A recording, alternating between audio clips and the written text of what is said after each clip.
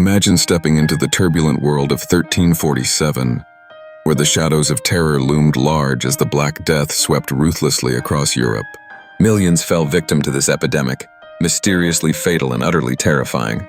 Yet amid the chaos and despair, the understanding of health and disease was primitive. In this realm of ignorance, people sought cures that ranged from bizarre to downright absurd. Let's uncover some of these peculiar remedies that highlight the desperation of the age. Bloodletting emerged as a common cure during this grim period, rooted in the belief that the plague was a result of bad blood. Doctors believed that draining a person's blood would restore balance and health. However, they wielded their instruments with little caution, often bleeding patients to the brink of fainting. Unfortunately, this misguided practice didn't alleviate suffering. Instead, it left many weakened and even more vulnerable to the ravages of the plague, an exercise in futility that showed just how far desperation could lead. Among the strangest remedies was the infamous chicken cure, which, believe it or not, involved plucking feathers from a chicken's posterior and affixing it to the swollen lymphatic buboes, the telltale signs of the plague. The logic, as twisted as it sounds, was that the chicken could somehow suck out the disease. Instead of providing relief, this nonsensical effort merely spread more germs, illustrating a time when fear clouded reason.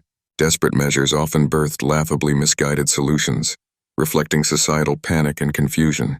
As if these remedies weren't strange enough, many believed that the plague was a result of bad air and turned to overpowering scents as a form of warding off illness. Plague doctors sported long-beaked masks stuffed with fragrant herbs like lavender, hoping the delightful aromas could combat the invisible foe.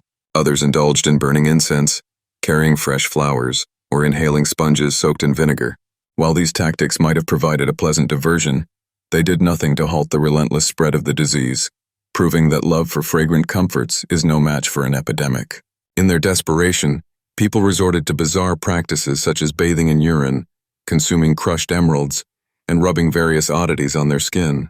If all else failed, they sought solace in magic amulets or earnest prayers for divine intervention. The flagellants emerged, whipping themselves in the streets as a form of penance, believing that such acts could appease a wrathful god.